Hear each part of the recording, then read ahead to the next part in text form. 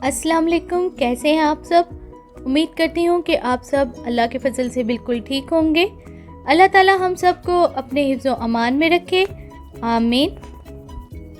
आज मैं आपके साथ मटन यखनी पुलाव की रेसिपी शेयर करने जा रही हूँ।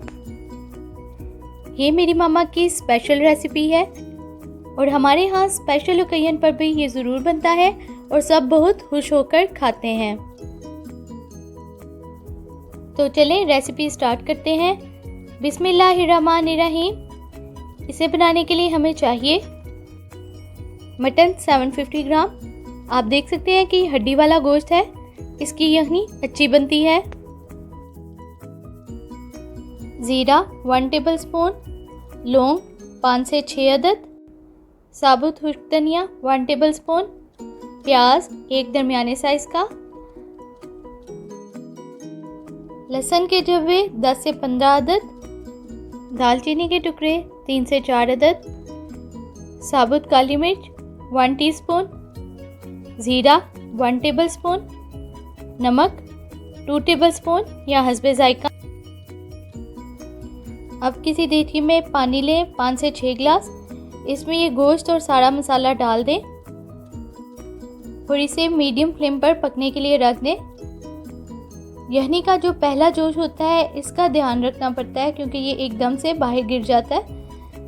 जब एक जोश इसे आ जाए तो आप इसे मीडियम फ्लेम पर आराम से रख सकते हैं पकने के लिए।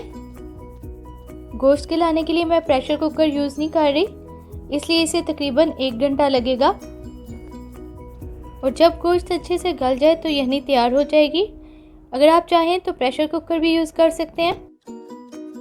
अब हम पुलाव का तड़का बना लेंगे, जिसके लिए हमें चाहिए एक दरमियाने साइज़ का प्याज, अदरक का टुकड़ा 1 से 1.5 इंच का, 2 दरमियाने साइज़ के टमाटर और 3 से 4 अदद हरी मिर्च। अब किसी बर्तन में प्याज को बारीक काट कर डालें और अंदर 1/4 कप ऑयल डालें और इसे ब्राउन होने तक फ्राई कर लें।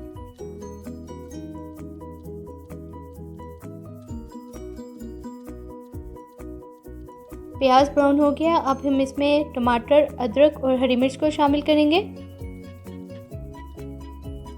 1 टेबलस्पून ज़ीरा और 2 टेबलस्पून नमक शामिल करेंगे।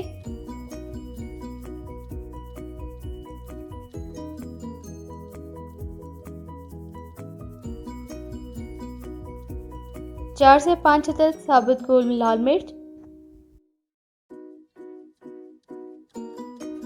1/4 टीस्पून लाल मिर्च पाउडर और 1/4 कप पानी डालकर इसे ढक कर रख देंगे ताकि टमाटर गल जाएं।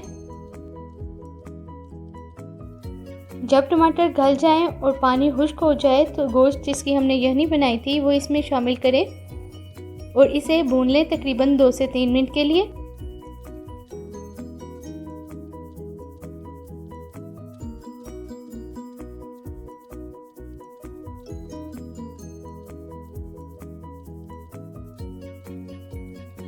अब हम इसमें यखनी शामिल करेंगे। यखनी हमारी 4 गिलास है। चावल हमने 2 गिलास लिए हैं, इसलिए 4 गिलास हमें यखनी चाहिए होगी। अगर आपकी पक कर यखनी ज़्यादा कम रह जाए तो आप इसमें मज़ीद पानी डालकर 4 गिलास कर सकते हैं।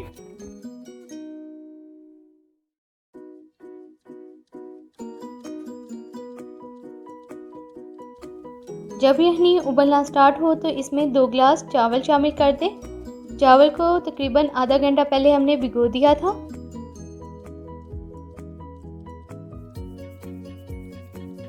चावल शामिल करके इसे अच्छे से हिलाएं और इसे फुल फ्लेम पर पकने दें।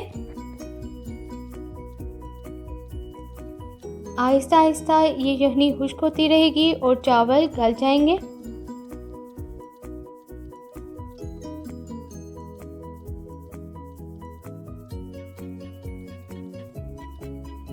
इसमें बिल्कुल पानी खुश्क हो गया है। अब हम इसे बिल्कुल दम पे रख देंगे। 15 से 20 मिनट दम लगाने के बाद हमारे चावल बिल्कुल तैयार हो जाएंगे। हमारा पुलाव पककर तैयार हो चुका है। ये बहुत ही मज़ेदार बना है।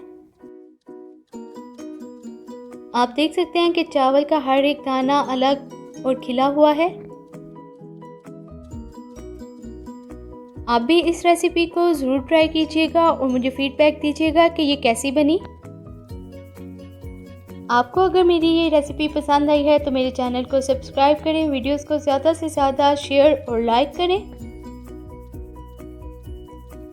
मुझे अपनी दुआ में याद रखिएगा।